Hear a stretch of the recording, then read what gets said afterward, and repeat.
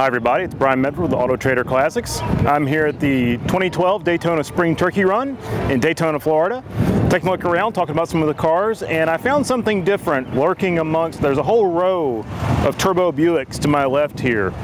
And at the end of that row, I found something special. What if I told you that for a long time, one of the fastest Trans Ams, nay Firebirds, built was a six-cylinder?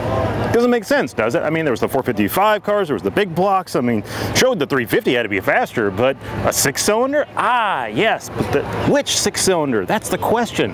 You take the 3.8 turbo out of a turbo Buick, you put it in a Firebird, and you have a car that ripped off mid-13-second quarter-mile times. That's right, it was faster than almost anything else you could buy in America at that time in 1989, because this car was built to commemorate the 20th anniversary of the Trans Am, which was a very cool car. They even did it, I mean, this car paced the Indy 500. And what was cool was, so usually when you build a pace car for the Indy 500, you got to really tweak it because you're trying to keep up with race cars on the racetrack. The only thing they had to do, the turbo TAs, was add lights. Add a light bar, and this car can keep up with Indy cars. Wow. I mean, just wow. You don't see these very often. They didn't build that many of them, and the ones that people did buy, they knew they had something special right off the bat. And so they've mostly all been taken very well care of. You're not going to find one of these things beat up at your local car dealership. You're going to have to go to a dealer or find a collector to buy one of these cars. If you do find one, buy it. That's it.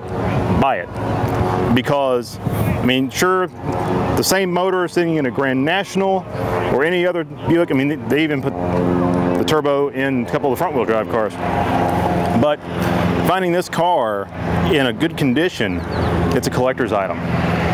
That's it. It's a collector's item. Buy it. What's great is you had the 200 4R transmission, automatic, and if you know anything about launching turbo cars, you spool it up on the converter and then just let off the brake and floor it, and you're gone. This thing launches hard when it goes. So I'm not recommending you buy one and beat on it. If you got that kind of money, more power to you. If you do buy it, enjoy it, but just remember that this was probably one of the best Firebirds built for a long time. I mean, I'm going to go ahead and say this is probably one of the best Trans Ams that they built. I'm going to get a lot of hate mail about that. If you disagree with me, put it in the comments down the YouTube channel. Brian Medford, AutoTrader Classics. Check out our Facebook page, our YouTube channel, and check out more photos from the Daytona Spring Turkey Run at AutoTraderClassics.com.